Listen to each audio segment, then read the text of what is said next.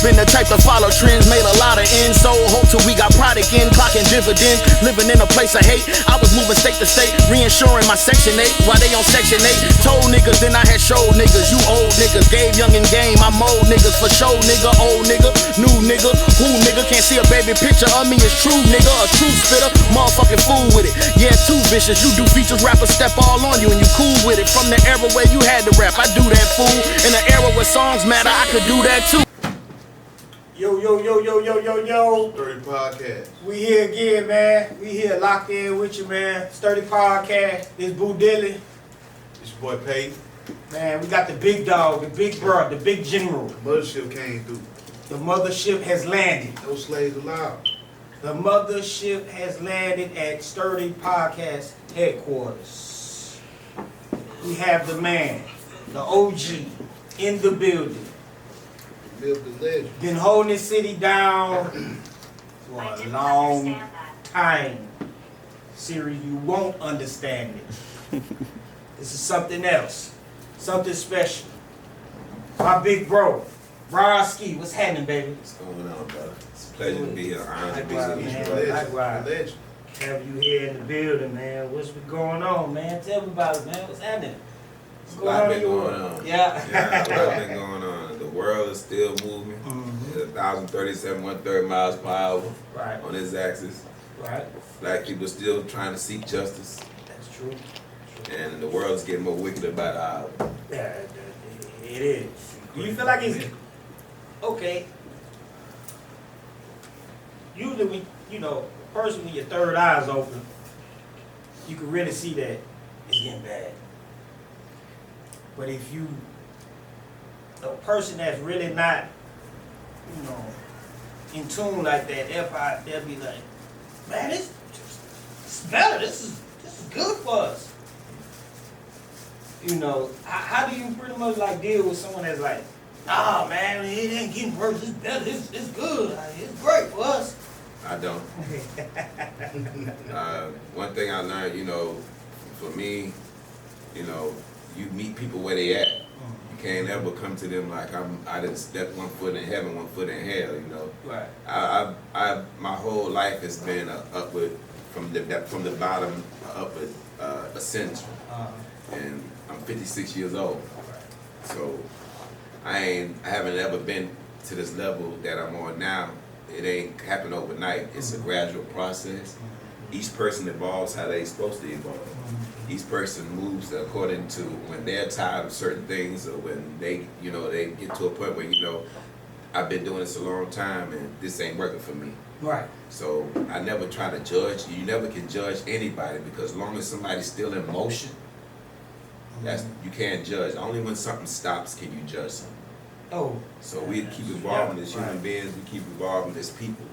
As long as we keep doing that, then there's no room to judge, because you can't say this person is like this, and then maybe tomorrow they haven't changed a new leaf and decide they want to move on and leave those things that were impeding them behind. So I never get in that kind of mode.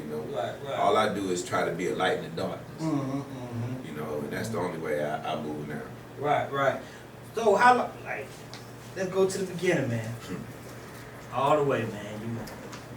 Let people know where you was raised. As a kid. You want to know where everything started off at. I was born and raised in Long Island, Westbury, New York. Okay. I moved to Mobile in 75, 76. I wasn't thought of it. Yeah, 77. Yeah, my mother remarried, and we moved down here, and it was a total culture shock from New York to Mobile, Alabama. Matter of fact, we didn't move to Mobile, we moved to Sims. Ooh, shit. And it was 78, 79, and I started going to school at Sims Middle School. And I think the third week I was there, I got kicked out because a white boy called me a nigger. And I never heard that no white person, the white people up there in New York, they ain't even on that kind of time. We are rude, they're rude. New Yorkers are rude, but we're just not on that kind of time. If they don't like you, they just don't like you. Right. And when he called me that, I just snapped and I beat his ass. And then I got suspended by my principal, Mr. Lafitte, for 3 days. And when I came back, I was walking down the hall and I walked past me, say, "You still a nigga?" And I beat him up again and bam, and bust his head into the locker. And they expelled me and sent me to CLC, the one across the street. That used to be CLC across the street from Spring Hill Rec, the big building across the street from Spring Hill Recreation Center. And I was there, and I stayed there for a year and a half, and they let me back into public school, and I went and graduated from Murphy in 1984. Right.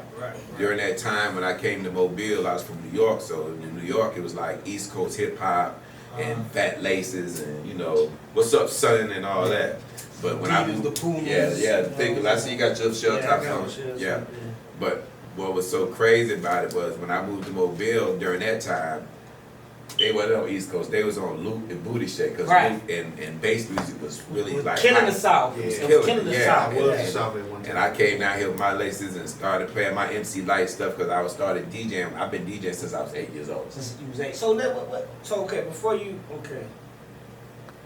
So what made you fall in love? What made you get into it? When I was in New York, like, for me, hip hop was born August 11th, 1973 in the Bronx. And when I grew up in hip hop in Westbury, they had crews, they had DJs, they had MCs, and we would battle. Like Tonaville would battle Pritchard would battle Maysville, and when we would battle, we'd bring the turntables, and it wasn't no drum machines per se. It was just the DJ going back and forth with the same record. That's right. And the rappers was in the front and doing their thing. The MCs. Yeah, the MCs. Right. Yeah, and what happened was that's just the culture that I grew up in. And then we started battling, and you would battle for sneakers, you would battle for equipment, you know, you would battle for the kind of respect that, you know, put you above everybody. And that's what I grew up in. And I was letting the crowd, the fan decide the winner. Always. Right. You know, I grew up with Grandmaster Flash, the student Grandmaster Theodore, the Disco Twins, these people that are the foundation of what hip hop is. Right. You know, so when I moved down here, you know, it was Booty Shake, and it was like totally like I knew I was a real good DJ, so I'm in these little parties, house parties, I'm DJing, and I'm playing all this East Coast dope stuff, what I thought was dope. Right. There wasn't nobody dancing. But then, like, another guy come up and he'll play it, and so he put on "Don't Stop," pop it, and it just go crazy. And it's like non-stop. And so for me, you know, I'm not gonna be like the dudes was even out there dancing. Man, everybody was shaking their ass. Everybody was shaking their ass. I'm talking about, it didn't matter. It was just, and these people, the dance, and it just the energy from that music. And I said I had to get with it. So I went down to WGOK off Pecan Street, down off of the Avenue, and met with a man named Mad Hatter, Man in the Morning Time. And Mad Hatter used to have a show on 800 900 WGOK called The Wake Up, and he would say his whole thing would be a whip, and then he'd get up out of that bed, Mad in the Morning. And he was a staple in Mobile. And he was like, "Well, Young Blood, I know I see you. You know you got the East Coast stuff, but I got some records." And he went over there, he pulled out these Joy Boy records, he pulled out these Luke records, he pulled out these records, and he had these 12-inch promotionals. And he sold me like about 27 albums, or 12 inches back then. And they were like $3 a piece, but he sold them for $6. But I took those records home, and I mastered those records. Right. And now even today, like, Booty Shake is like one of the main, like, I get on there and do this Booty Shake, and it's like magic to me, still even today. Yeah. And when I started doing that, I started playing this Booty Shake music, man, it just, like, the crowd started following me, and that's where I really got my following from. And then I had a battle, WBLX, when they was the Beat of the Bay. They was across the street from the Math and Science building. And it was Greg KP then, before he changed into Greg Street. Yeah, he used to be Greg Polk. And Greg was from Hattiesburg, Mississippi. And Greg was the man down here. And we had a battle at Bishop State. And Greg, it was me, Greg Street, a dude named Dr. Ray, and a couple of more DJs. And all of them was Skip Cheatham with him. Skip Cheatham was on the D.L. Hughley show. Yeah, Skip was the PD. I mean, he was the morning guy. So they was rolling in these big ass speakers and everything, and all I had was a little guitar speaker, but I had my turntables. So we went to getting at it, and I dug in everybody's ass. and I won. Pause it. Yeah. Yeah, and when I won, 3 days later, the program director for WBLX was Tony Brown, and back then BLX was ran by a black man named Mr. Williams. Right. And Tony Brown hit me up. He said, "Man, we see what you did out there. What would you think about coming on with BLX and doing a Saturday night mix, because Greg did the Friday night live mix." Right. And I was like, "Yeah, I'd love to do that." Right, And see, back then we was doing the mix pre-recorded, but we was in the back with the reels, and we had to splice and splice it and then mark it with a white crayon. And that's where I got started BLX. And that's where my following came. And then before you knew it, 3 years in, I was DJing 7 days a week in different clubs. I was DJing Monday at JR's, I was DJing Tuesday at the Galaxy, I was DJing Wednesday at Cheers, I was DJing Thursday at the Supermac, I was DJing Friday at the Palladium. So give me like an estimate, like during this time, how many DJs are really like doing their thing? It was about, that was really doing things. It was DJ D. Dwayne, it was DJ Wop, it was Greg, it was maybe two more, DJ Bull, and maybe two more DJs. Right. Yeah, it wasn't really that popular then. It was popular, but it wasn't really nobody that was into it like it is today. We got like 3 million DJs in Mobile.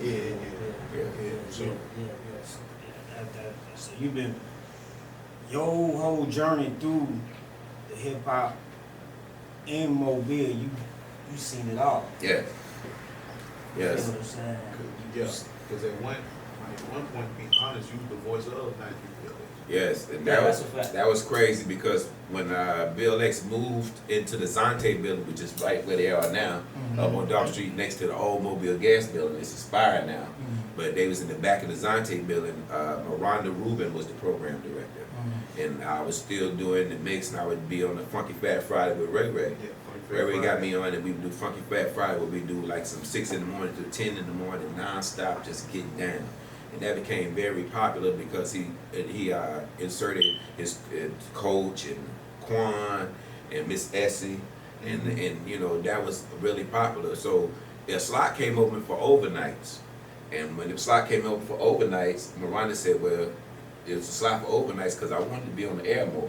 And she was like, "Well, you can do overnights," and I was like, "Yeah." And she said, "Well, come up with some features." And I would say, "Okay, I come up with some features." One of the main things that I thought about was when people are locked up and they have nobody to speak with, they don't talk to their family, and they feel like they've been lost. So what I came up with was lockdown shout-outs. Right. Yeah, and Lockdown shout-outs. Yeah, lockdown shout-outs. So what I did, I would have people that was on the street would call in and give their family members shout-outs that's locked up. Because when you locked up, you get to get the radios. And you get to listen to, that's your only thing. Listen, man, that right. And I was just talking to we were talking about that, right? We were talking about that, right? I'm in there getting energy from that. Yes. You feel what I'm saying? It's a wonderful thing when you hear your name. Right. It's because you at your lowest. Absolutely. You know, you're at your lowest. You feel what I'm saying? You know. And that was something that God, like I was praying to God, and that was something He made sure, like, all right, you need that right there to help. Yeah. So that I did lockdown shout-outs. Then after my lockdown shout-outs, I would do the homegrown album. And I would play all local music from Mississippi to Alabama, from Mobile to Florida, Pensacola. And I would give all these opportunities to these artists that came in. We had some dope artists. And I would play like an hour of non-stop, you know, different artists. And then after that, I would do my Quiet Storm, and I played my baby making music. Right. So I did that. Yeah, so I did that. Have everybody in jail crunk, then it get to stressing, everybody stressing. Yeah. And write letters and so you know, that was basically it, and it got, I didn't know it got so big until what is the Lanapee? What is that paper? Yeah, they had the Lanapee had a big story about it, and about, you know, some people were offended because some of the people that were locked up, they felt like you were giving them attention, and people was victims. Yeah, you made I remember you spoke about that. Yeah. You got on air and said. Well, what happened you was. know, you told us that. Yeah, what happened was the station said. Looking to remodel? Holland's Painting and Construction can create the perfect living space, specializing in high-quality painting, resin countertops, room add-ons, and carpentry. Call Holland's Painting and Construction. 25 years of quality service you can trust. Miranda came to us and said, well, the big people that at corporate said you can't do that anymore. You can't do lockdown shout-outs anymore. So what happened when she said that, I had to go on the air and tell them I can't do lockdown shout-outs. Well, that lasted about 3 days.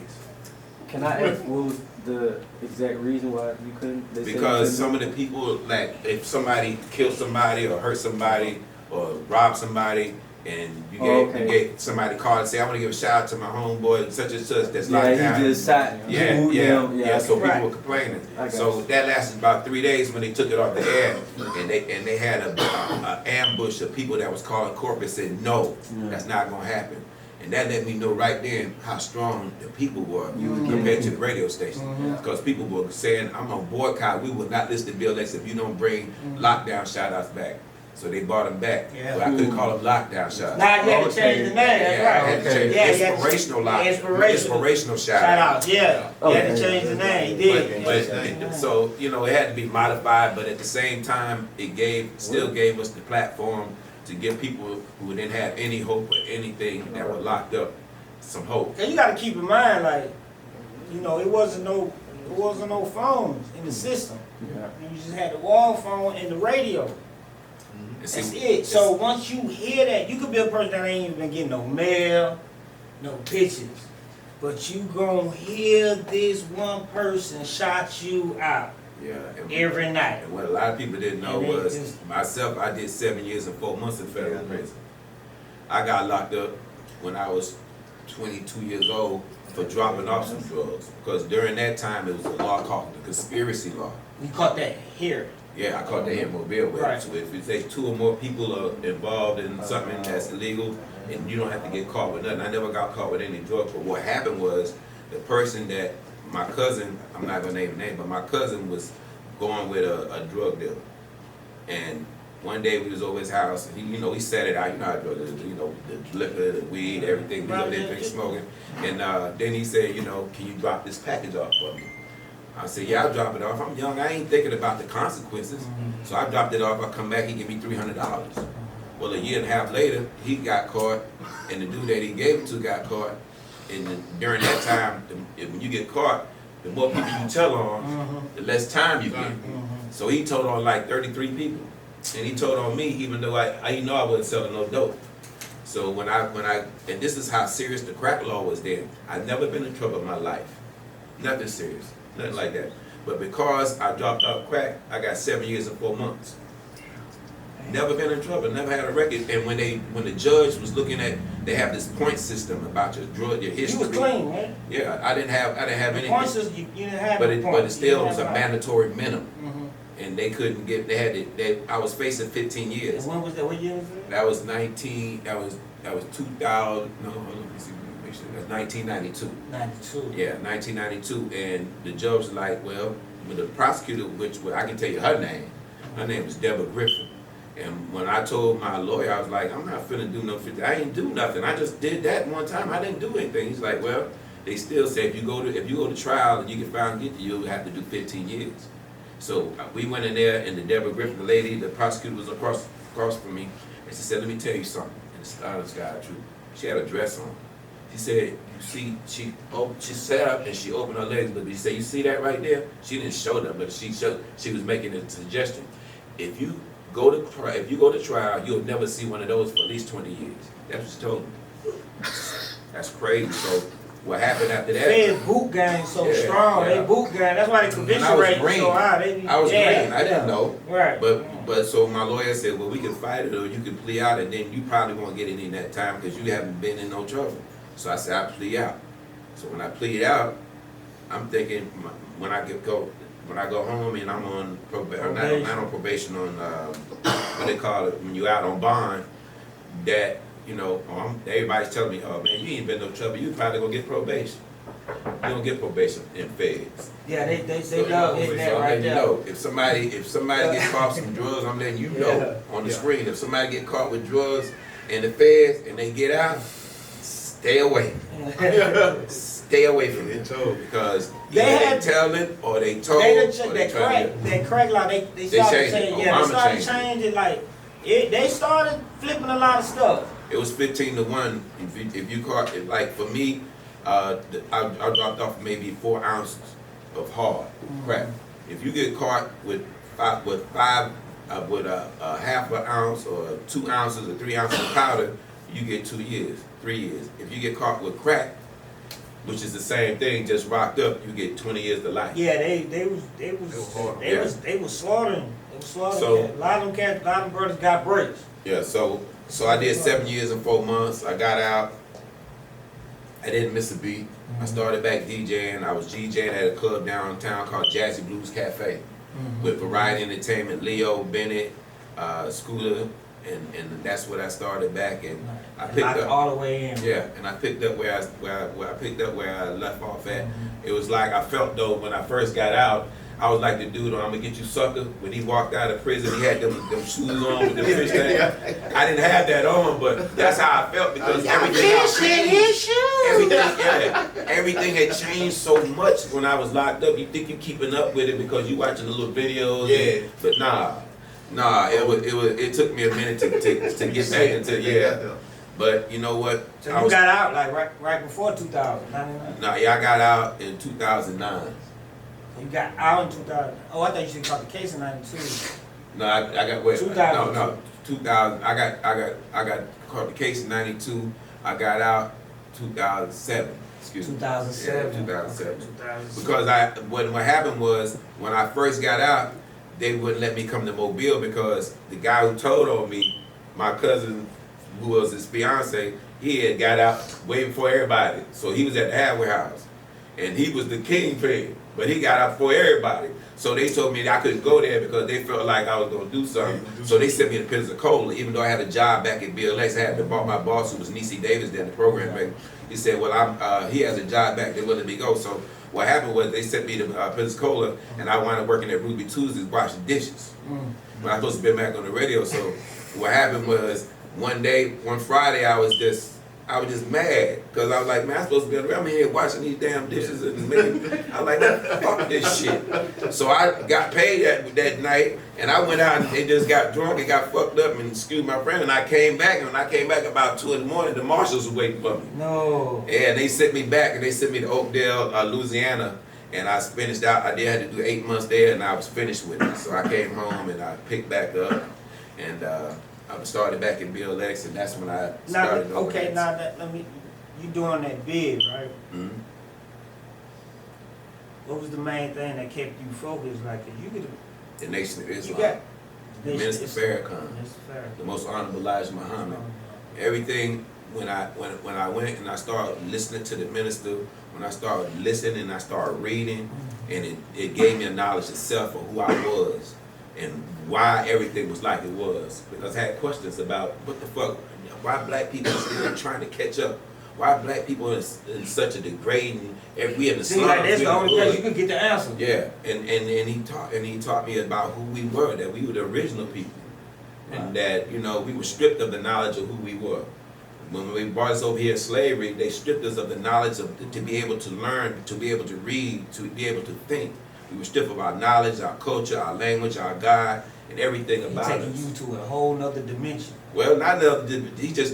He took me to the truth. Right, that's what I'm saying. Yeah, an undisputed truth. Yeah, right. And when I accepted that truth, and a lot of people have a misconception about people in the nation that hate white people. It's so ignorant to hate somebody because of the color of their skin. Yeah, the skin hasn't done anything to anybody. The skin can't produce. The skin can't cause anything in the action. What it is a mindset that I'm better than you because of my skin. That's what I go to war with. I don't go to war with people because of their color. That's the dumbest shit I've heard in my life. So people get a misconception about that. But we know that all these things have been done to us, this white supremacy where everything you see, when you see white is right, it's like you see black, it's supposed to be cursed. So when you learn the truth, it teaches you and it gives you a self-esteem where when you can't tell me nothing because I know who we are. I know everybody came from the black woman because she carries the Eve gene. So no matter if you black, white, or whatever, everybody came from her. Right. So when you tell me stuff and I read and I became an advocate of just reading and learning, I suck everything up like a sponge. And what I love about learning in the nation is that they don't just teach you about religion, they teach you about science, they teach you about math, they teach you about everything that you need to know in order to be a productive person. Right. But you know, I got out, and when I got out, you ease back in. Next thing you know, I had started smoking weed, drinking, and everything, and I went back into my nigga mode. I'm just being honest with you, you know. And everything I learned, I still knew, and I still is certain things that you couldn't, I wouldn't allow to happen. Like I wouldn't disrespect my woman, I wouldn't disrespect the black man, I wouldn't disrespect my family, I wouldn't do anything that's detrimental to anybody. But what I did was internalize that freedom that you ain't around the brothers no more, so I'm gonna go out and do what I do, because then nobody know. But I knew. And that was the internal conflict within myself, you know, so I eventually had to get back into myself and come back to who I was. And it's a beautiful thing. And, you know, I'm here now, I stopped smoking, I stopped drinking, I don't eat meat, you know, but everybody has their time when they let certain things go. Exactly. So I don't knock you, I don't knock him. You do what you do. But it's gonna be a time when you're gonna say to yourself, all right, you know what? Let me fall back. I'm trying to do some new shit. Yeah, I done did this shit for so long. Right. I want to do some new shit and see how that works. And for me, and what I'm trying to accomplish right now, I have to be super focused, and my mind can't be clouded, because I smoked all my life. I'm 56 years old. I smoked all my life, every day, from the age of 12 years old all the way to 50 years old. I smoked and I drunk. My favorite drink was tequila and chasing it with Heinekens. And I'm talking about tequila hot, the white, the silver tequila. You ask anybody what Ski drink? Oh, he don't drink no Hennessy. He don't drink. He drink a double shot of tequila and chase it with Heinekens. And smoke, and I had to have my weed every day. That was every day. But at a certain point, you know, I wanted some stuff to happen.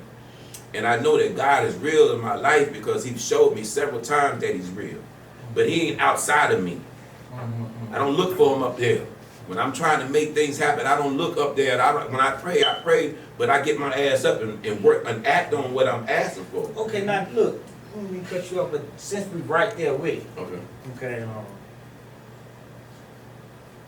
with the life, just the world we in now, you're seeing that like being pushed out of the house, or just even the belief in the higher power, no matter what route you take. And it seems like, do you agree, like, that's when things like getting a little bit more loose, more out of once a household allows that to happen? Well, I feel like, just like in a womb, depending on where you are in that womb, in your environment, it's going to shape you. And unfortunately for us in our communities ran down. You see dirty stuff, you see run down houses, and you see that our people have not been taught a knowledge of who they are. So when our babies grow up, and their mamas and their daddies, they grew up in the same environment, it's going to mold and shape their thinking. But that's not their fault. It's not their fault. It's not none of our, you see our young men around here, they carrying guns, they doing that. I can't knock them, because that's how they were brought up. If you brought up in a certain way, then that's what you're going to be shaped and molded in. But all I can do is try to be the best brother, the best person that they can see and walk in the light, and just try to be the best of who, not just seeing me for who they think I am, but when they talk to me, they know, oh, he straight up, he mean me good. See, love is not a verb. Love is a verb, it's not a noun. Love is a verb, that means it's an action. So if I tell you I love you, don't tell me, but you don't show me. You gotta show me that. You gotta show me that. Yeah, so if I'm showing you something and I'm trying to help you, and that's letting you know that I love you. But During if I that tell time, you, you learned that? no, I learned that just living. Yeah, living my life. You know, I had everybody, man, I got love for you. That's when it hit me. Yeah. During that time, you know, them 11 years, that's when it showed me what love was. Yeah, because when I got locked up, all my friends, my radio friends, man, we got your back, man. We gonna hit you up, man. We gonna make sure your family's straight, man. We gonna send you money. Ain't nobody send me shit. Ain't nobody do nothing. Ain't nobody check on my mom and check on my sisters and nothing. But I didn't take it. I can't carry that. Personal, that's right. I can't carry that energy. That's what I was like. I can't take that with me. Yeah, I can't carry that energy. I can't be praying to her, but I can't be doing that and still kicking out negativity. Yeah, cause it's kind of like you can't move solely on revenge because you'll turn into the beat. Absolutely. Yes. And you know, like for us, you know, the energy and discerning around you. Looking to remodel? Holland's Painting and Construction can create the perfect living space, specializing in high-quality painting, resin countertops, room add-ons, and carpentry. Call Holland's Painting and Construction. 25 years of quality service you can trust. You locked up, you would have these earphones in the radio and it tunes in to the TV. So Soul Train come on, these girls coming down the little Soul Train thing. He jumps up, grabs his stick. I'll tear that bitch up, I make that bitch look like this. Now remember now, I wish I would put you on my feet. So those are different things, you know, the people around you, you know, you want to know who's around you, just be quiet and sit back and listen. They'll tell you who they are. Remember I was telling you that, Payne? I like sometimes you can just sit back and just give it time and you're gonna get all your answers. Yeah, mind reading ain't no Mr. Spock where he put his hand on you. Just be quiet and let somebody open their mouth and they'll tell you who they are. Right. So when they tell you why, you can decide who they around. They'll tell you who they are. Right. Yeah, that's a fact. That's a fact. So what about the music business in the city, man? Like, Music. the sound, the wave, from all the way from where you seen it come from to now. To now, currently. Relationship with the DJs, the artists, the promoters. We like, hey, let's talk about how do you feel about? Cause you, like I said, you seen this grow. Yeah. You seen this grow. You seen being at your age, you seen it from like what's From your the inception, from the you know what I'm Genesis. saying? From the Genesis, it was Mr. Big. It was Old Little Diamond Eye. yes, Mr. Diamond Eye, Baby Love You Churches. It was Too Tight. It was Rags to Riches. Big shouts out to Shorty Rock. It was just all these young artists, and we didn't, you know, we call ourselves doing things. We was rapping bands and Fat Rat and all them. And we was more groups in. Well, yeah. Or like it wasn't too much independent. Everybody by itself. Yeah, but we had to work. We had to rap bands and drive and CDs and stuff. Yeah. And you know, I always said we had abundance of talent here, but nobody was really coming and focused on here. Big kept us on the map. Yeah. No matter what nobody said, Big and B-Rock and the Business Boys. You know, even though they moved to Atlanta and they really, you know, did their thing, but they always, you know, T-Bird, big shouts out to T-Bird, that's my baby dad and stuff. All that played an intricate part into the history of Mobile. Right. You know, but what it is today, I am so proud. Right. I am so proud. Right. When you got a young man like Young Blue who won MTV Award, Right. BET Award, Right. he's nominated for Grammys, No Cap, Flo Milli, Rallo, MGM led. You got a lot of them. It's just amazing to me, and it's so much easier for them now. You know, everything's at a push of a button now. When you can reach 100,000 people just by pressing a button. When you couldn't do that then, you know, we had beepers and two-way pages and stuff like that. I remember the vans riding around, seeing the vans. Yeah, Yeah, street team. Yeah, Street team. You know what I'm saying? I'm so very proud, and there's so much more talent coming behind them. Big shouts out to PBE, Pluto. Big shouts out to T-Man, the Wave. Big shouts out to JD, the Gotti. We gonna go there tonight. Man. Shout out to all them brothers, man. Y'all keep pushing, man. Like I said, all them brothers you named been working. Yeah. Been working. Just been staying at it, just staying at it. Big shouts out to all the DJs, October, Tech, Sweat, all the up and coming DJs, Hot Rod, and just everybody. Big shouts out to Dirty Dan, who's my partner now, and just speaking about what we're doing with Alabama Hip Hop Radio. And what we've done now, we've made a hub of a one-stop shop where we do podcasts, I teach DJ lessons, we do interviews, we cut commercials, we have studio time, we doing artists, we doing consulting, and we just decided between his 20 years in radio and my 35, 40 years in radio, we decided to combine and everything that we learned in radio, we brought it to ourselves, so we don't have to go to them no more. We producing our own stuff. We making our own stuff and our own content. So I'm very excited about that, and that's one of the reasons why I decided to let certain things go, because I want to be so focused and so locked in that can't nothing stop me or distract me or nothing. And I want to be able to discern the people that's in my circle. You know, loyalty to me is more valuable than any kind of money you could ever have. If I can have your loyalty and know that you got my back and that no matter how much money we make, you'll never turn on me, that's better because that's family to me. That's blood. Sometimes that's even more thicker than your family is. Oh yeah, for sure. You know? It's like, yeah, like you say, anybody can spend some money, but if somebody give you their time and their loyalty, Exactly. that's what counts. And that's real valuable for me today because I think, you know, our people are so carried away with that. What you say, man. And like for me, Where do you think that come from though? Like how did we get to that? Well, cause we was always taught. Remember, we was always taught like, listen, we need money, you know what I'm saying? It's various, but hey, don't worship it. Yeah, we kind of taught that. Like, how did it get to now? Like, it was meant to happen like that. From media, from propaganda, everything. This is more valuable than a life. And you saw that from young Dolph. Yeah. You saw that from many of those that died over this. This got a president on it. And if I throw it over there, it don't go nowhere. What that But if I president go doing? there, it can't do nothing. But you're a human being. the president that It's was your on it, point. what he had going on? He had slaves. Yeah, slave. But my point is, it's just a piece of paper. What's more valuable, this piece of paper or actually a creation from God, you? Look at you. You're a living, breathing man. You're a thinking man. And that's just a piece of paper. But it can get you things. But guess what? When you die, where is it going to go? Where's your Bugatti going to go? Where's your mansion going to go? Where's all that jewelry that you bought? Where's it going to go? I can't come with you. Exactly. So I would rather have you in our relationship than have that. Then that's just me.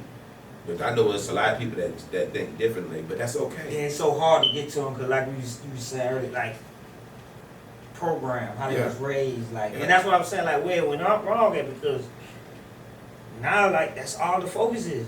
Like, you know that even in the business, like, people so focused on making the dollar, Get in the bag. they're not even perfecting their craft yet. Yeah. You feel what I'm saying? Yeah. They're not exercising right. their ideas in the head. They just first like, I need to get the bet. You feel what I'm saying? Yeah. They ain't trying to fall in love with it. That's the with issue it first. with music though. A lot of people like, oh, everybody sound the same because the money, they moving with the money. Do. Yeah. Like, oh, this what y'all paying for me to do? Exactly. I'm gonna do this then. And that's one and I'm so glad that the artists of Mobile, everybody's different. Like Flo Millie's different from No Cap. Can't nobody say that they rap like Rallo. And MGM Led is different. And Blue is different. Yeah, that's so a fact. nobody can say, but Mobile has and they got so much talent coming up behind them. Yeah. It's a whole nother generation coming up behind them. Way, That's fly as man. hell. Way, And they man. dope as hell. And I'm just happy to be able to be living in this time and to see it And from people, where we and were. then you got people that's like, man, ain't nobody supporting, but it is. Yeah. Like, it is. You got to, you know what I'm saying? Like, we can't focus what's not going on. I think We like got to focus on what's going on. I think like for support, and I thank Dirty Dan for this because he always is the voice of reason for me. You have to make it where they don't have no choice but to support you. So that when they don't support you, when they don't come do what that should put fuel in your fire. You say, okay, you ain't gonna fuck with me. I'm finna go in the studio and burn this motherfucker up with some tracks, and you're gonna have to see me. So if you use that kind of energy instead of being like, fuck these niggas, I ain't gonna sing it, that ain't gonna do nothing for you. But if you make it, and then when you get there, then you say, yeah, you see me now. You see me now. But this is how I'm gonna carry you. I'm gonna keep that long handled spoon on your ass, you know. Keep your arms So that's where it's. But I'm just, and I say sincerely, so sincerely, I'm so happy for the music and for the artists that are here. They're representing, they're doing their thing, and I think that if they'll do, I would like to see more collaborations with the artists that are coming behind them, because you got to remember, like for me, I'm still relevant today. I've been in this thing 35 years.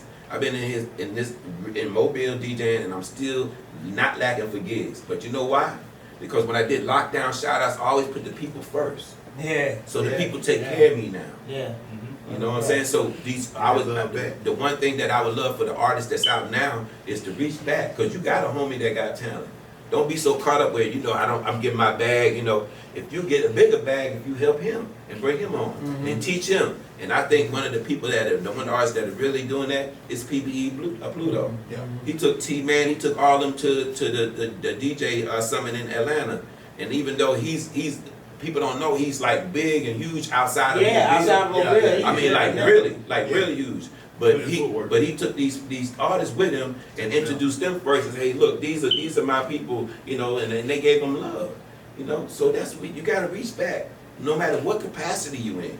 That's how you get blessings. By whenever you get in a situation that's good for you, you can't just stay there by yourself. The only way you'll keep ascending up is that you bring people and you bless people and you don't. But they ain't teaching that no more. Like what you said, it's not being. It's slowly coming back, but it was a time where everybody was like, nah, worry about yourself. Yeah. It's you do this. Well, it's like that now. You know what I'm saying? But that's the world we live in. It's kind of, you feel what I'm saying? It's kind of breaking. Let me tell you something. By me being in the community activist, the three things that happened to me when I became a community activist and I got the truth, first thing I'm gonna do is tell you. Second thing I want to do is I want you to do what I do. But the third thing I had to do was act on what I was telling you. So when we tell these people, when we keep this it's all about me, you'll find yourself on an island, and that brings envy and jealousy. And envy is like a cancer, and jealousy is even worse than cancer. And it will take people turn on you, where they want to take what you got because they feel like, you know, this nigga did all, he think he this, and that's how we were as black people. Even back when it was slavery, you had the house nigga, you had the field nigga. The house nigga would be in the house, and he always eat good. You see him with the jacket on and everything, and the field nigga be out there. He be in a sweater. He look like a hot mess because he been out in the field from sun up to sunset. Okay. So when he looked at him, let me finish my thought. Okay, go ahead. So when he seen him, he had, you know, that envy and jealousy.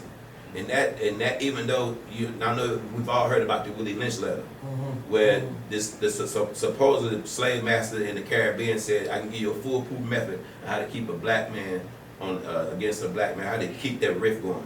He said you put the man against the woman. He said you put the dark one against the light one. He said you put the one that don't got nothing against the one that has something.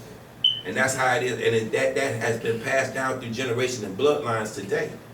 That and when you look at it, at a point like, oh, he got something.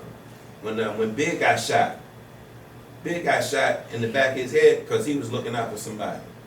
He was giving somebody a ride home, but dude thought by killing or trying to shoot him and rob him that he was gonna get more, but he didn't get nothing. Just like the people that shot Young Dog. You know how many lives that affected? You know how many people's dreams have been shattered? Because he was doing a generational wealth. He was changing the whole generation. He wasn't just doing it for Dolph. So we have to take into consideration when we take a life. It's not just that man's life. What about his family? What about his daughter? What about his mother, his father, his nieces, his nephew? All of them affected because of the choices that you made that you wanted to take a life. And what did you get out of it? You got a couple of dollars.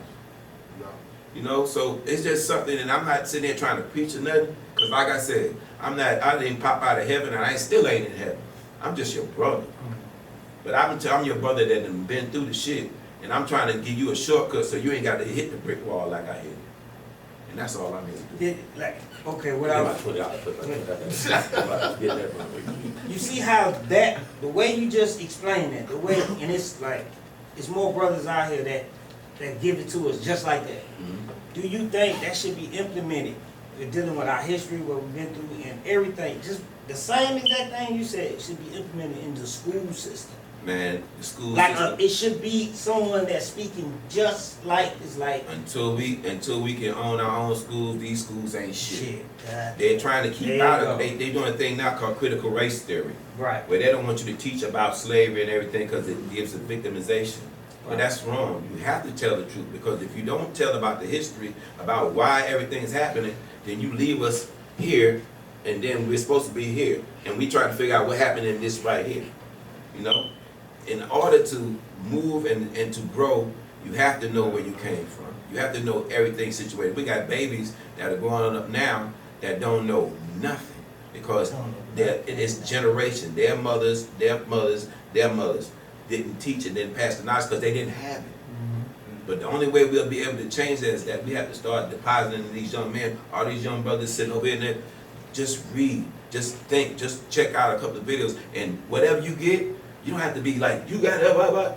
You say it in a slick way. You can be smooth, you this way, you may be saying something, listen to music, and you'll say something, and that little thing will spark off a seed and germinate and cultivate in somebody's head. That's a fact. And it's not about being like no preacher or nothing, it's just about just passing on what you know.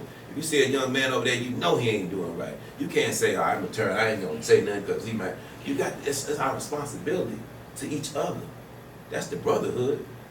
You know, that's just how it is. And that has to be taught to these youngsters at a young age. And that's why mentoring. For them to kind of, you feel what I'm saying? Because just like you said, like when I was doing my bid, you know, I'm active with the community. You feel what I'm saying? With the Sunni community. I'm active with any brother under the Islamic tree. I'm active. You feel what I'm saying with these brothers. So I'm dealing with the youngsters too. You know, because my age, like I always tell you, like I'm blessed to be able to deal with the old and the young right there. So I never was beating it to them like, hey, come to the Jumu'ah. You'll run them off. Read the Quran. Like I ain't do that. You know, we'll chill. You know, talk music most of the time. They learning that about me, so they already know they can relate to me right there. Fashion, we talk. Then they might ask a question. Drop it to them. I might ask them a question about 2 weeks, 3 weeks later. You know what I'm saying? I done got out of prison. It's a lot of brothers like, yeah, man, I joined the nation. I'm like, man. You know what I'm saying? They ready to get out and just, you know, change some things. Like, people be needing this knowledge of self, of what, you know what I'm saying? But we always have to remember, all of us, even the people that call themselves intellectuals or people that got a lot of sense, you got to meet our people where they at. You can't start up here. If they're in the mud, I got to get in the mud with you. That's a fact. I can't stay in the mud with you. I'm trying to pull you out of the mud. But I'm not so self-condemning you like you ain't, and you know you need to do. Nah, our people don't need that.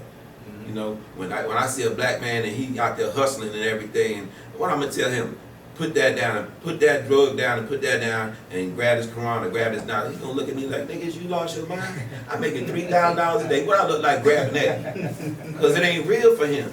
The reality is that I got to eat, and I got to take care of these bills, and I got to be able to take care of my family. You know. Right. So the way you come is, the angle is like, you know what? You got money. Take some of that money and start putting it aside, or what else you do. Now, I like to detail cars, I like to build this, I like to paint. Start doing that and ease your way out of that into what you really like to do, and make it and turn that money into legal money. You see what I'm saying? Rather than coming to him like, man, you got to put this down and put that down. You lost your mind. Lost your mind. Yeah, you don't give a starving man that's hungry for that you want to feed him first before you try to give him anything.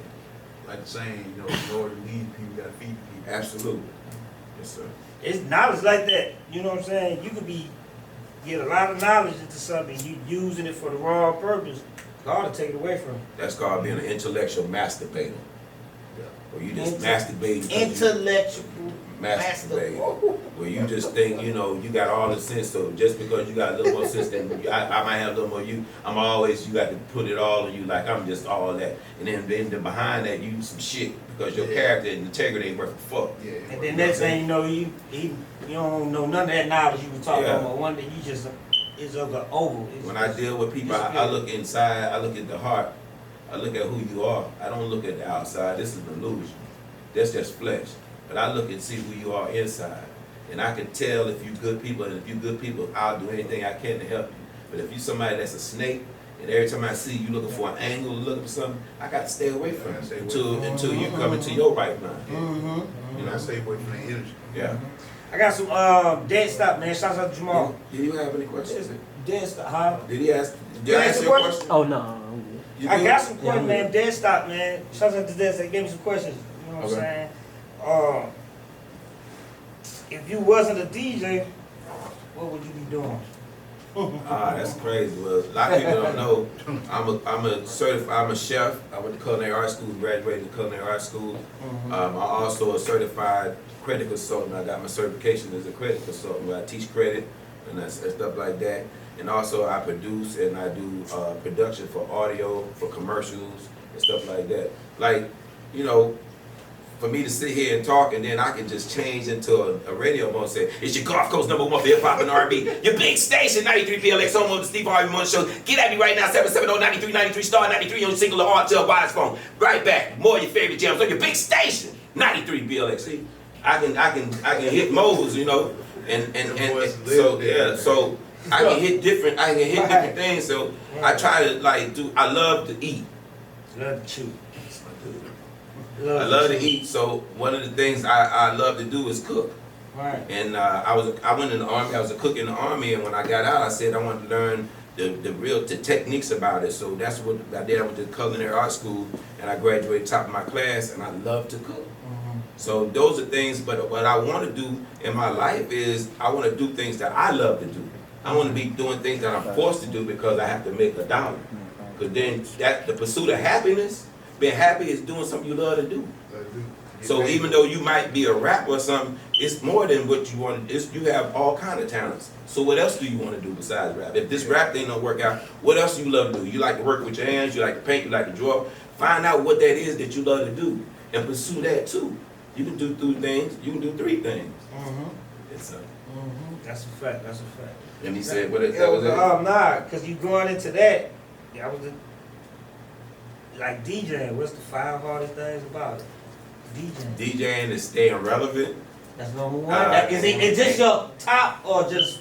Nah, I'm just different ones. Okay. For me, like, I love music that touches my soul.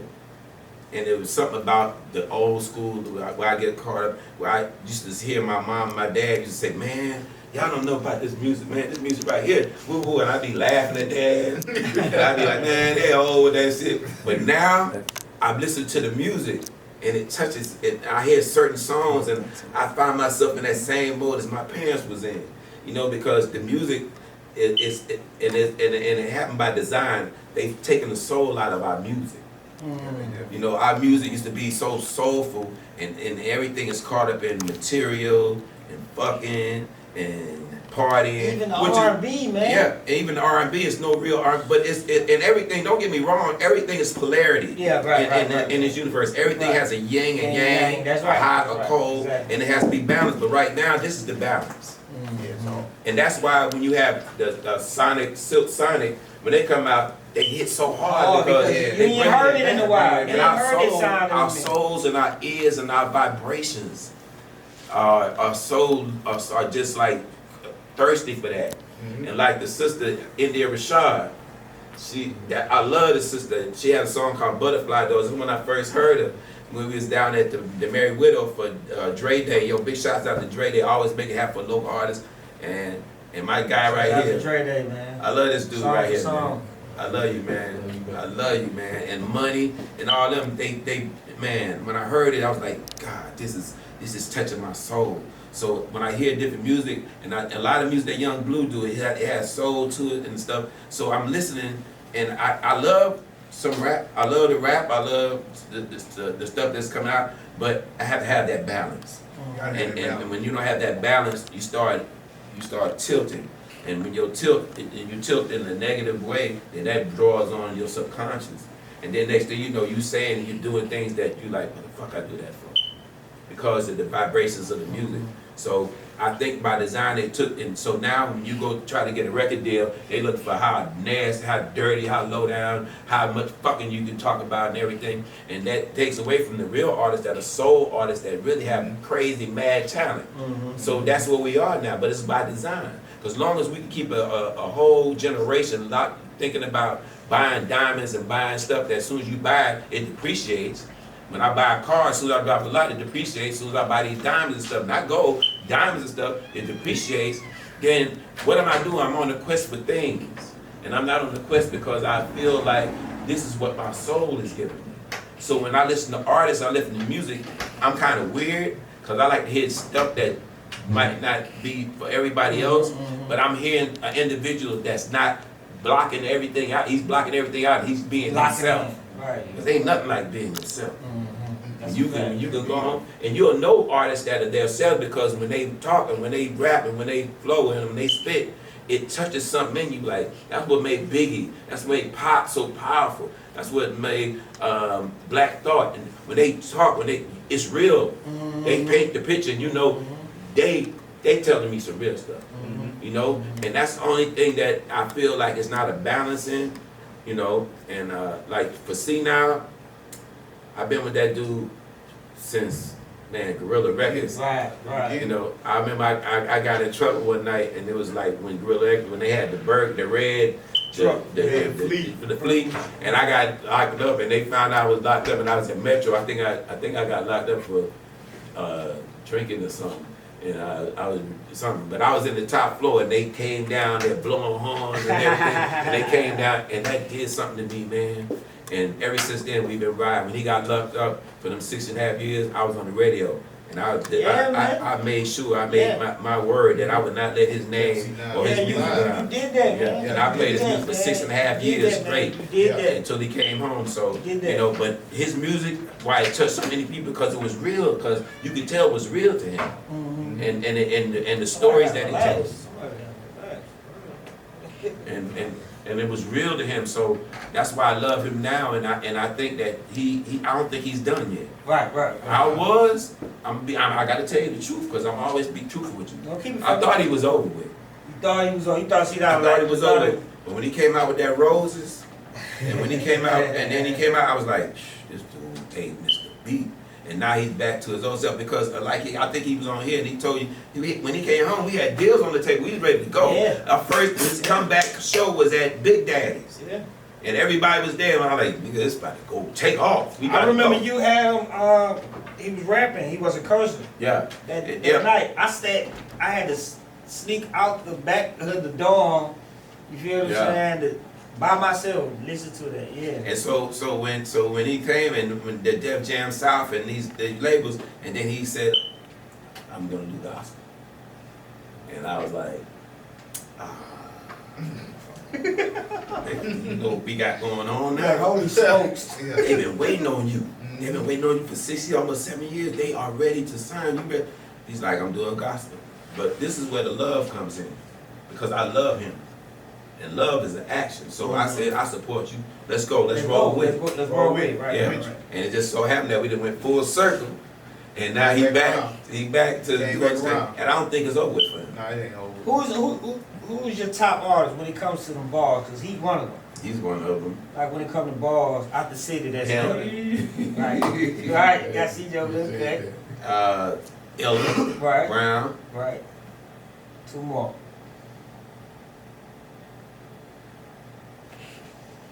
That's just what come that know how to play with them words and give, you know.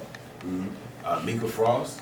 Woo! Big shout out to Mika Frost. Shouts out to Mika Frost. We gotta we locking in with her in a minute, man. Shouts out to Mika, man. I think Mika is a female goat. She be balking. When we did the No Slaves Alive project, I don't care. Yeah. We had Elijah was a hell of a spitter. Sharad was a hell of a spitter. But everybody that listened to that project said, "Who is that fucking girl?" Yeah, she be balking. I'm talking about, and then she got a new single out, man. Go out and look on all platforms called Lil Nigga. Yeah, Lil Nigga, She's snapping. She's snapping. So big shouts out to her. Yeah, shouts out to her, man. She coming through. You got one more. You got one more. You can take your time, baby. This 30, baby. Ain't no pressure. As far as punchlines and everything, and it gotta be punchline, storytelling, whatever they do. Big. B.I. Yeah, last Mr. Big was Diamond. And that was another. That was somebody that was original. He didn't try to be like nobody. Can't nobody say that didn't try to be like. He found his pocket early. Yes, early. He rolled with it. And now a lot of people know Big used to be a DJ. He used to be trying to DJ. Yeah, and then he started making music. Yeah. So yeah, that him. Him and Paulie Paul doing talent shows at our Harmon. Yeah. Correct. You know, because Sheldon. Throwing parties out there, we being ill. If it's one more, but my mind ain't some light shit. My mind ain't fixed on it, but it's one more, and hopefully before this show is over, that I'll think about it. Huh? Money. Oh, Money. Yes, money. Yes. Money. Jeremy Thrash. Okay. Man, if you listen to the mixtape and listen to Khalil's drip, he said he said niggas talking about Future ain't got one. Ain't got one. When he said that, I fell out. I was like, cause the way I was like, niggas got a future. The niggas, he said niggas talking about Future ain't got one. And he said, and then on that Colin Kaepernick, you gotta listen to it. But Money is one of the dopest lyrics. I'm glad I told you, boy. That's why I love you. Yeah, that's why. Everybody eat. You see, the thing with that is like when it get down to that point, and I think this is a thing that kind of messes up a lot of artists, and I can speak for myself as well. Just being young, egotistical. Rap is a very egocentric sport. Yes, it You is. know what I'm saying? Very. So it's kind of easy to fall victim to your ego. Every song you like, nigga, I'm the best. Can't nobody fuck. You know what I'm saying? Yeah. That can get to you after a little while. But the thing that all of that is dependent on is like clear cut communication. Yeah. You know what I'm saying? Yeah, that's a Like, fact. Clear That's a fact. commitment to the God. It's so easy, you know what I'm saying? Because Yes. it could be That's a one or fact. two little things that didn't go right or wasn't That's communicated a or fact. wasn't said, and now you got a whole ship imploding. Yeah. You know what I'm saying? And it's crazy because like it's in this DJ thing now, especially this DJ thing. I've never said I was the best. I've never said I was the best DJ. I don't even like nobody saying that to me. I get uncomfortable because I don't want to feel like that. You let the people say who you are. Yeah, let people say. The people will say who you are, no, regardless of whatever. The people say that this person is the best. All my thing is, I had a 30-year, 35-year run. I'm talking about where I was, Mobile, anything came through Mobile, you know DJ Rodski, I had my run. You got Tech, you got these young DJs now, they coming up now, it's daytime. It's daytime. I sit back and all I want to do now is teach. That's right. I want to teach what I know, and I want to deposit. There used to be a time when you used to go to the barber shop, and you see people, little boys in there after they get out of school, they sweeping up their hair and everything, and then guess what they doing? They learning how to cut hair, and many of them have become barbers and own their own barbershops. But we don't do that no more.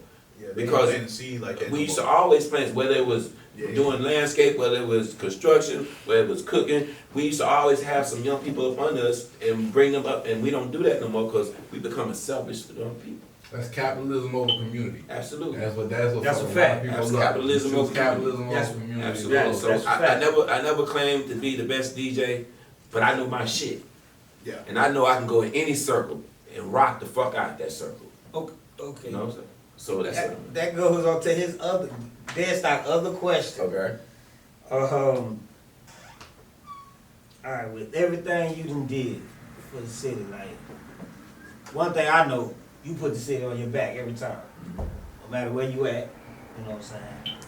Throughout the years, do you feel like the city appreciates you? Like, do you feel like real talk? You know, this Yeah. 30, baby. Like, hey, I do think you feel like they appreciate the city? I think like the people that matter appreciate me. Mm-hmm. You know, and that's all I can worry about. The people that know me and know me who as a person and know my track record and know I've always been sincere about everything I've tried to do. And I've always not put myself first. Right. You know? And the people that count to me, they know who I am. Right. Right. As long as they know I'm satisfied. You know, like for me, I've always if everybody going this way, going that way, I'm always going that way. I've never been the person to go where everybody else goes. I'm always going the opposite way. And that's just how my thinking is, and you never see me with a whole bunch of people. And I'm not saying nothing against that. But I've always been a loner, and I'm just gonna be honest with you, like me being in the public, when I went through a real bad divorce about 3 or 4 years ago, and my ex just put all kind of crazy stuff out and on social media. A lot of people that was close to me turned their back on me, and I think that hurt me more than anything because they didn't know what was going on inside their household, you know, and that hurt me so bad because they stopped dealing with me, they stopped working with me. I lost a lot of business behind that, and that hurt because I was called a deadbeat. When people know that my girls were everything to me. If you looking through my social media, MySpace, all that, everywhere I was, them two was with me. That crush is real. But man. a divorce, And that's when a you go crush, through a man. divorce, it breaks up a certain amount of trust, and whoever stays with the mother is there, and she's constantly putting negative things in about the father. you know. And I think that affected our relationship for a long time. And now me and my girls are back on a good relationship, but the people that were outside judged me. And they really turned their back, and that hurt me more than anything, because people that we was like this. And that hurt me so bad that it took me into a withdrawal from out being who I was, and I wasn't so busy. I wasn't so ready to, hey, smile. You know, when I see you now, it's like, oh, what up? You know, because I know how we were, and I know how you are now. And I'm always going to be the same person to you. No matter what you got going on, that's not none of my business. No matter what you got going on personal, that's not none of my business. I know you for who I know you between me and your relationship. So when that happened to me, it crushed my spirit a lot, man. Because I had a lot of people that I thought we were cool, and they started acting funny, and they started like really, you know, and that's where it happened all the way up to today. But you know, I asked God to take that out of my heart, not to be bitter about it, and He's still working on me. Because I still got some shit that I got to get rid of. And I'm just being honest with you, this is a struggle, man. It's a struggle. Don't know nobody, when people say I'm saved, something, yeah, they say that, but it's still a struggle. It's still a struggle. You'll never get to that point where you feel like I'm made up here of it. No, I'm 55, I'm gonna be 56 May 22nd. And I'm still struggling with self. You know, I'm still struggling with deceptive intelligence. That intelligence tells me the reason on certain things I'm supposed to do and I know I'm supposed to do. You know, so I'm man enough to man up and say that. You know, but I know I ain't where I used to be. You know, and I pray every day that God makes me a light in the dark and make me a better man. And I take it one day at a time instead of thinking about what I'm gonna be like next 2-3 years from now. Because I know, said, you know, before I went in prison, I ain't personally, you know, since I've been out, we've been surviving. So when you did the album release, last Tuesday, right? Yeah. You know, when you went off, you feel you know, if you wasn't there, you know, you should have been there. You're not worried about what he said. You know what I'm saying? But you know, when you laid that down, like you know what I'm saying, my brother, you know, we like, yo, feel that shit. Yeah. Because like, sometimes you just gotta let it off. Yeah, and it was frustration because, you know, this mixtape was supposed to come out 2 years ago. The person that's supposed to put it out, I'm gonna say his name one time, Greg Street, he came to me, told me let's put this project out. He came to me. And then I did all the work. And then he kept putting it off. But then for like 3 months, I called him, he didn't even answer the phone. He wouldn't answer my text, but you told me to put. And I'm telling all these artists, you know, down and did all of, and that I was like so frustrated. But after I realized, you know, it's not a priority to him. I went to Dan, and me and Dan, it took us a week and a half to get the mixtape together and put it out. And when we did the mixtape release party, we didn't have a good turnout. That was last Tuesday. But I know that the people that I support everybody. I mean, I'm in a mug tired because I've been working 12 hours cooking, and I come in there, but I'm there. When I'm outside, you outside. Yeah, so I'm supporting them, but the same people that even if it didn't have to be the whole city, but those core people that I thought was in my circle that didn't show up, that kind of made me like go the fuck off. But I always, Dirty Dan, I love him so much, man. You had to catch it. Dan catches me, man. He's like, that's why he's my dude, man, because he's my voice of reasoning. And he came and he said, don't do that, don't take that energy outside of here. Say what you have to say, because I was going to say that, I didn't give a fuck. But I said what I say, but he's my voice of reasoning because when he told me that, he said, we still got to do business. And in business, you can't be emotional. Okay. You cannot be emotional in business because of the fact that that business still has to go on. And if you say fuck them, then they're going to say fuck you. And then them dollars going to go somewhere else. So I thank him for that, and that's why me and him work so good together. And I let that go. At night, I think you're busy for a minute though. Yeah, we got some stuff going on, but we keeping it under until we get ready. Y'all been tag teaming a lot, you know. Yes, and it only made sense to do 93, you feel what I'm Yeah. saying? Shout out to Dan, man. He Yeah. kept me going with the shout out too. that. Absolutely. You feel what I'm saying? That was So, motivation. so even though that we gonna keep putting the pressure on, and we just gonna, like I said about the artists, they don't support you. Go back in that bitch and rip that fucking mic and make them come in. They gonna have to support you, cause the more you go in there and use that as motivation, or they don't want to come now, or they ain't support me now. Watch what I do now. Yeah, you do that and turn. And you turn and you take that energy. Turn into everybody. Yeah, like I always look at it like, once it's shown, just be like, but don't try to entertain it. No. You know what I'm saying? No, Because it's always about like, okay, if you feel like something is negative, it ain't going your way, okay, don't entertain it. Yeah. Like just learn from it and be like, I gotta keep going. We all have feelings. Like I shared a memory from a year ago, and I was like, coming soon, 30 podcasts. And I just realized that when I'm looking at it, when I'm finna share it got no likes, no nothing. Yeah. I don't ever be tripping about all that shit. Nobody's there So at the So I shared it out like, that's. Nobody's that's, there, and when you building, it's gonna be like that. it's not gonna be a lot of people. Yeah, it's gonna be a lot of people come at the end of the bill. Yeah.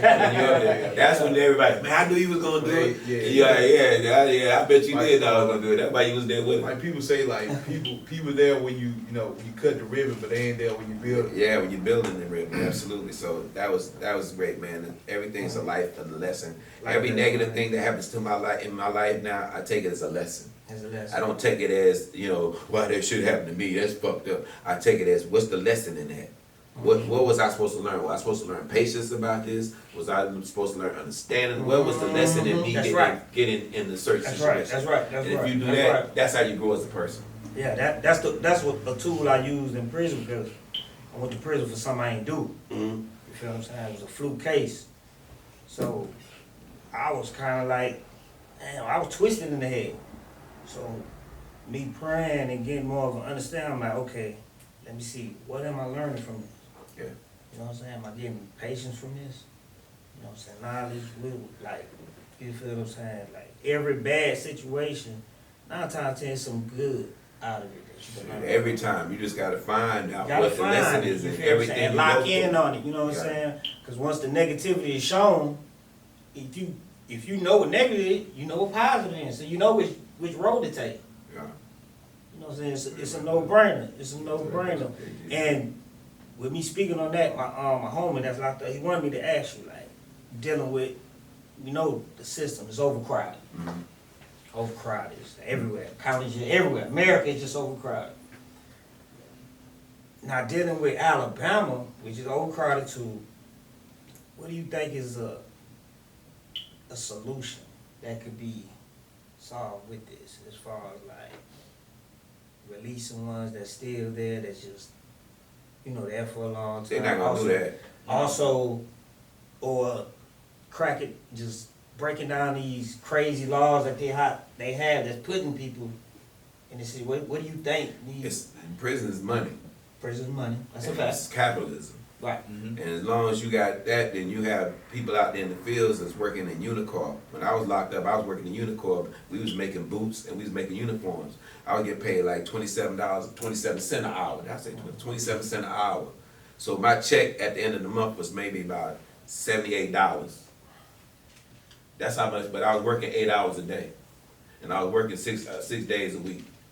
And now you have those Buzz and Holman and all of them, they work out in the fields and they do this mass factory stuff and all and the money and the prison system that's on NASDAQ. The private prison, even though they're breaking them up now, but it's an industry of money. And then until brothers start knowing I can't keep falling in this web, I mean, we all make mistakes. Some of us might go to jail once, twice, 3. It only took me one time before I realized ain't nobody gonna tell me where to eat, sleep, and shit no more. And then you younger than me too. That's bullshit. Well, for being that bitch 21, tell you what to do. So until we come to the realization that we have to think about what the repercussions of our actions is going to be, and until we come to that, it's on us as individuals to man up and I'm not gonna do that because I know eventually it's 2 places I'm gonna be. I'm gonna be in the grave or I'm gonna be in jail. So that's it, man. I was telling people, I think we need like a big voice here, like other cities have, like a big voice in the entertainment field to kind of speak, because that seems like that's how a lot different little things is being changed. That like Rock Nation doing in different little cities. You know what I'm saying? Meek Mill and Jay, they have different T.I. does little things like in different cities. I think we need a voice too. You the voice. You right. Listen, man, I'm gonna say this and then I know I got to be getting ready. But I'm gonna say this, man. You can't save the world because the world don't want to be saved. But what you can do is the people that you come in contact with on an individual basis, on a daily basis, you try to be the best person that you can be, and that's who you can affect. That's a fact. But trying to affect all the black people in Mobile or have one person that ain't on that individual. That's on each one of us. Everybody in here that's sitting in here tonight, you got a niece, you got a nephew, you got a brother or sister. That's a fact. You impart something into them. And watch how that grows, and you you might be doing some dirt, but you got to let them know this is not for you. There's something way better for you because I see the talent in you, I see the light in your eye, and this is not for you. But I can tell you off the top, our young people, they watch you, they watch us, and if you're doing that shit, if you're doing something and they see you doing it, you trying to tell them not to do it, that ain't gonna work. They ain't gonna. That's not gonna work. They look at us as hypocrites. That's a fact. That's a fact. So unless you don't want them to see you doing that, don't let them see you doing that. Then you can talk to them. But they watch us. That's a fact. So your little brothers and little sisters, and if whatever you doing, if they see you doing it, they want to do it too. Because at a young age, we're seeping up stuff like a sponge. So that's why, when I mentor, I try to mentor the younger the better. Yeah, man, if I catch them 6, 7, 8, 9 years old. Congrats on that, man. You dealing with that youth like that, man. Yeah, I love that. We do that, and we give them something else that they can see that they don't see every day. Hey, man, I appreciate you, man, stopping by. by. Man, thank you so much. I'm so humble, man. Everything, man. I'm so humble. Thank you for bringing me. Thank you for being a guest on here. For sure. Man, I tell everybody that's 30, man, please support this podcast. Please go and support these brothers. Please add on. Please hit that like button. Please, when they go on live, please support them. This is a wonderful platform. These are two knowledgeable brothers and the sister that was supposed to be Coco. Big shouts out to Coco. I wish you was here. But please support them and help them to grow. And as they grow, we grow. We're going to grow, man. Their success is our success. We're going to get it, man. We're going to grow, baby. Man, appreciate you stopping by. Locked in, man. Sturdy Podcast, Sticky TV, man. Let's do it, man. We out of here, man. We finna pull up. Oh, where we going, baby? Going to Vibes. We going to Vibes. Let's do it. Dear God. Let's do it, baby. No slaves allowed. No slaves allowed. You already know it. It's DJ Rodski, everybody's DJ. That's my man throwing down. I'm the hood Mona Lisa, break a nigga into pieces. Had to X some cheesy niggas out my circle like a pizza. I'm way too exclusive, I don't shop on Insta boutiques. All them little ass clothes only fit fake bougie. I'm the bad bitch, still talking cash shit. Pussy like water, I'm a mother and relaxing. I would never trip on a nigga if I had him. Bitch, that's my trash, you the maid, so you bad. I'm a savage, classy, bougie, ratchet, sassy, moody, nasty, acting stupid. What's happening, bitch? What's happening, bitch? I'm a savage, classy, bougie, ratchet, sassy, moody, nasty, hacking, stupid. What's happening, bitch? What's happening? I'm the hood Mona Lisa, break a nigga into pieces. Had to X some cheesy niggas out my circle like a pizza. I'm way too exclusive, I don't shop on Insta boutiques. All them little ass clothes only fit fake booties. Bad bitch, still talking cash shit. Pussy like water, I'm a mother and relaxing. I would never trip on a nigga if I had him. Bitch, that's my trash, you the maid, so you bagged him. I'm a savage, classy, bougie, ratchet, sassy, moody, nasty, acting stupid. What's happening, bitch? What's happening?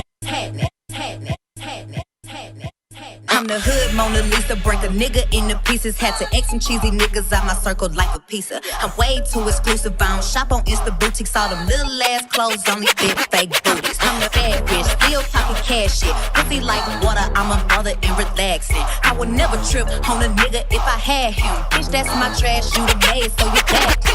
I'm the savage, classy, bougie, ratchet, sassy, the nasty, yeah. Hacking, stupid, what's happening? Bitch, what's happening? Bitch, I'm a savage, yeah. Classy, bougie, rich, yeah. Sassy, moody, nasty, yeah. Hacking, stupid, what's happening? Bitch, what's happening?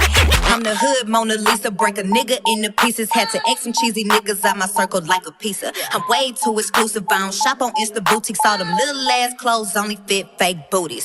What's happening? What's happening? What's happening? What's happening? What's happening? What's happening? What's happening? I'm the hood Mona Lisa, break a nigga into pieces. Had to X some cheesy niggas out my circle like a pizza. I'm way too exclusive, I don't shop on Insta boutiques. All them little ass clothes only fit fake booties. I'm the bad bitch, still talking cash shit. Pussy like